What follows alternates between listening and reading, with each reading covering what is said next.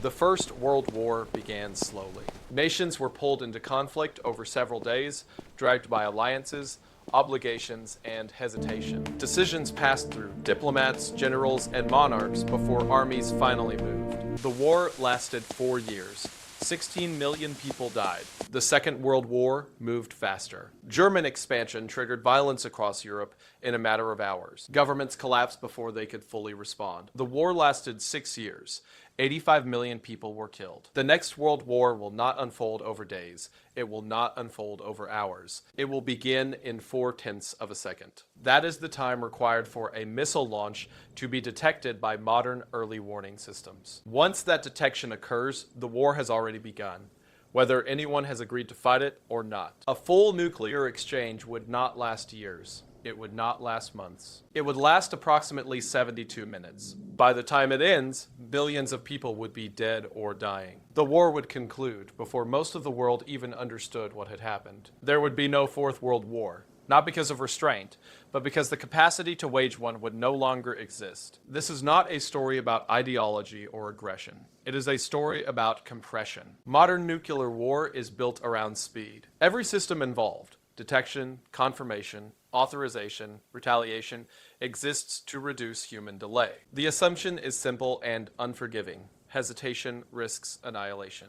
Once a launch is detected, there is no pause for certainty, only a narrowing window to act. From that moment forward, leaders are no longer deciding whether a war should happen. They are deciding whether their country will still exist after it does. That distinction defines nuclear conflict. It does not require hatred. It does not require conquest. It does not even require intent. It only requires that the systems designed during the Cold War operate exactly as they were built to operate. And once they do, stopping the sequence becomes almost impossible. The launch does not announce itself. There is no explosion visible to the world, no sirens, no warning to civilians. In a remote field in North Korea, an intercontinental ballistic missile ignites and begins to rise. 4/10 of a second later, the launch is detected. Infrared sensors aboard American early warning satellites register the heat bloom of the rocket plume. These satellites exist for one purpose only: to detect missile launches anywhere on Earth at any time.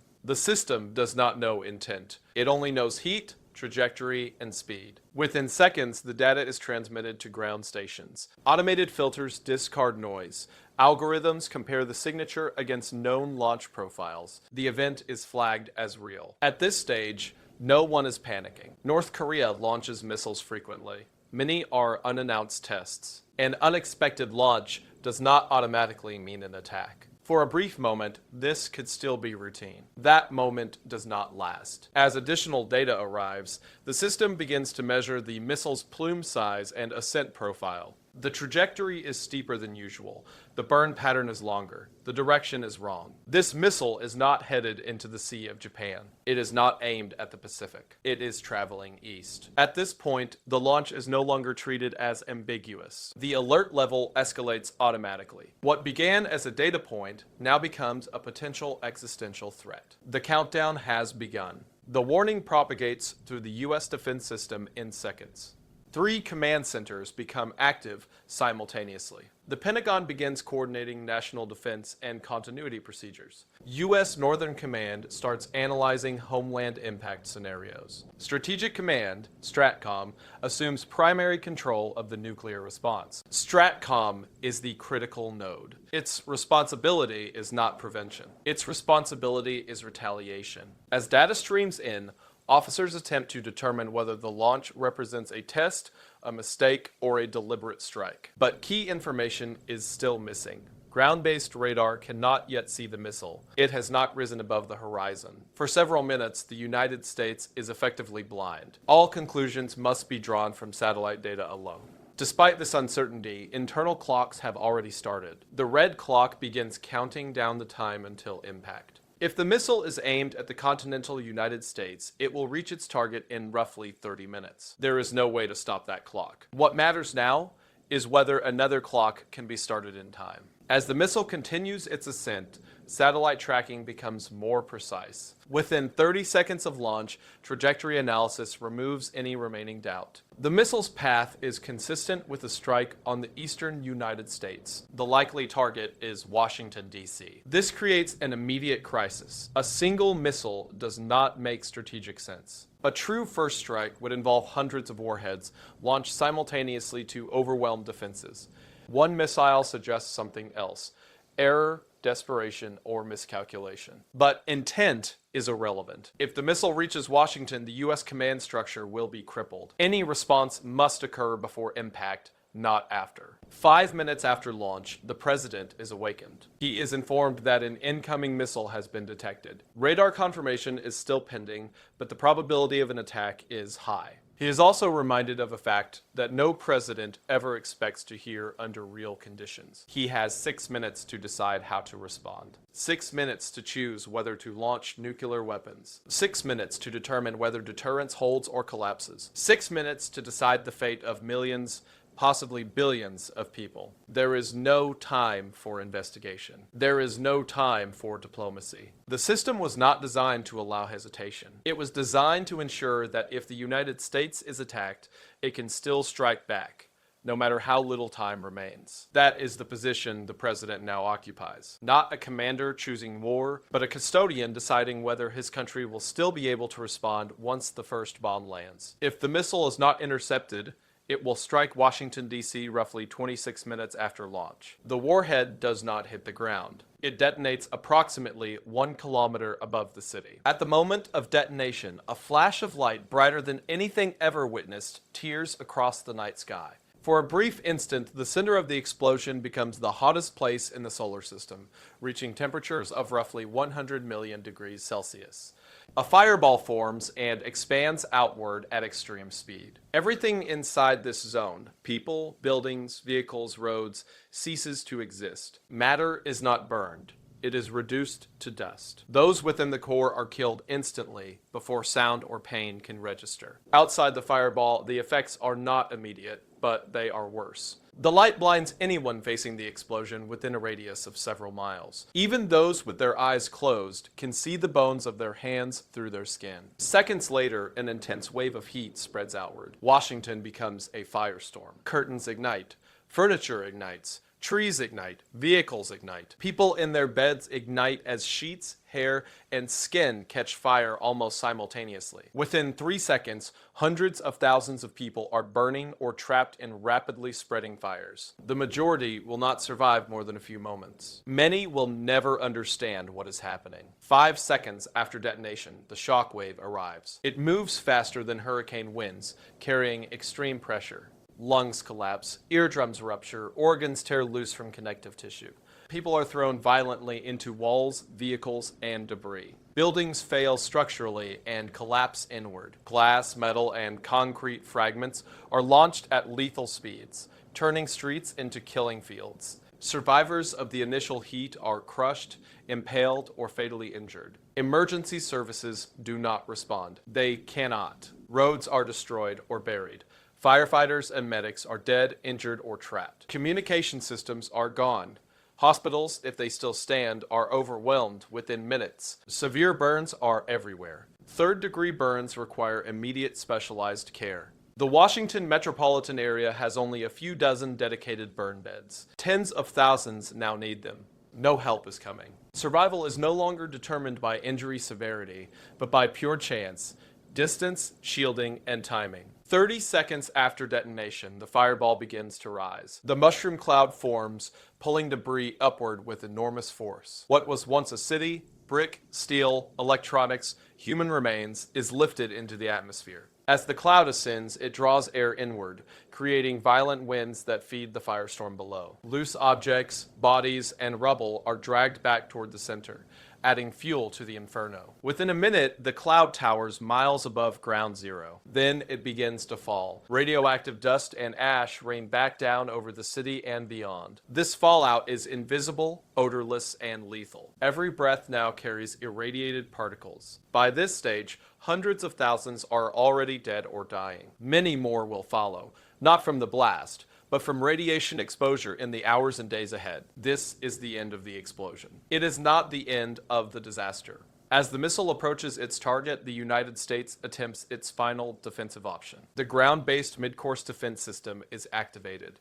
44 interceptor missiles exist for this purpose. Only 4 are positioned to engage the incoming warhead. These interceptors are not shields. They are last resort gambles. Under controlled test conditions, their success rate is less than 50%. In real combat conditions, against a fast-moving ICBM with limited warning, the odds are worse. The interceptors are launched one by one. Each must collide directly with the warhead at hypersonic speed. There is no proximity detonation, no margin for error. Hitting the target is equivalent to striking a bullet with another bullet. They fail. One interceptor passes within inches of the warhead. Inches are meaningless at these velocities. The remaining missiles miss entirely. The final defensive layer is gone. At this moment, there is no longer any possibility of preventing impact. The only decision that remains is whether the United States will respond before its command structure is damaged beyond use. The responsibility now rests entirely with the president. From the instant the enemy missile was detected, the red clock has been counting down to impact. Now, a second clock must be started.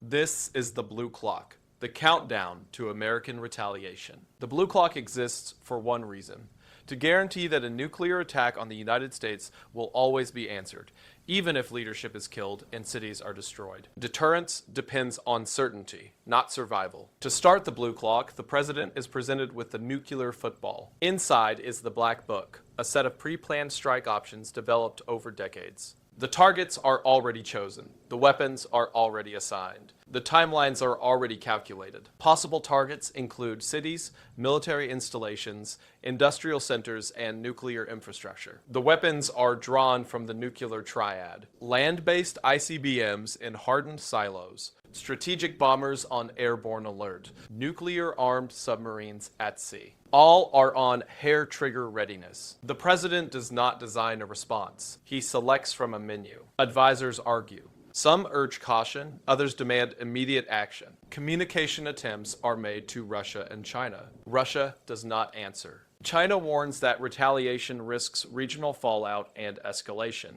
The debate is unresolved. Time is not. Every second that passes reduces the number of options available. If the blue clock is not started soon, retaliation may become impossible. While the argument continues, early warning systems detect a second missile launch. This one is different. Its trajectory is aimed at the western United States. The target is identified as the Diablo Canyon nuclear power plant in California. This changes everything. A detonation over Washington would be catastrophic. A strike on an active nuclear reactor would be worse. The vaporized reactor core would combine with soil, seawater, and fuel, creating massive, long-lived radioactive contamination. Fallout would spread across hundreds of kilometers. Large regions would become permanently uninhabitable. This would not be a destroyed city. It would be a poisoned landscape. The second launch eliminates any remaining ambiguity. This is no longer a possible mistake. It is an active nuclear attack. The argument ends. The president authorizes retaliation. The blue clock starts. Launch orders are issued to missile silos and submarines. Dozens of American warheads are prepared for immediate firing. At this point, there is no path back. The sequence has crossed the threshold where human judgment no longer matters. Once the launch order is given, it cannot be recalled. In underground silos across the United States,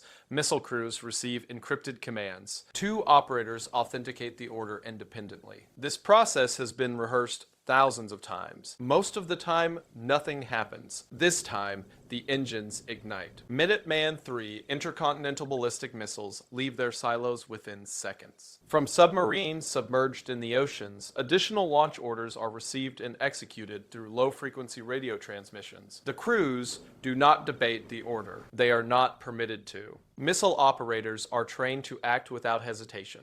Any refusal to carry out a valid launch order results in immediate removal and court-martial. Once a missile leaves its silo, it cannot be disabled, diverted, or recalled. This is deliberate. The system exists to guarantee retaliation under all circumstances, even if doing so ensures mutual destruction. Within minutes, approximately 80 American nuclear warheads are airborne, headed toward North Korea. Millions of people are now condemned to die. The war is no longer hypothetical. American missiles do not fly directly to their targets. Their trajectories arc over the North Pole. As they rise, Russian early warning systems detect them. From Moscow's perspective, dozens of nuclear warheads appear to be traveling toward Russian airspace. At least 50 are on paths that cross directly over the country.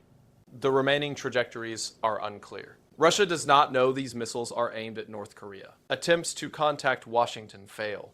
Phones ring unanswered. Russian command assumes the worst, that the United States has launched a first strike. This scenario is not unprecedented. In 1983, Soviet officer Stanislav Petrov detected what appeared to be an incoming American nuclear attack. He judged the alert to be false and refused to escalate. He was correct. This time, the data is different. This is not 5 missiles. It is dozens. The logic that saved the world once no longer applies. Russian command follows protocol. They prepare a full retaliatory response. Russian nuclear forces launch. Hundreds of warheads leave silos and submarines, aimed at the United States and NATO targets across Europe. Missile defense systems attempt interception, but success is negligible against an attack of this scale. The exchange becomes irreversible. American cities that survived the first strike are now hit. European capitals are struck. Military bases, industrial centers, and population hubs vanish in fire and radiation.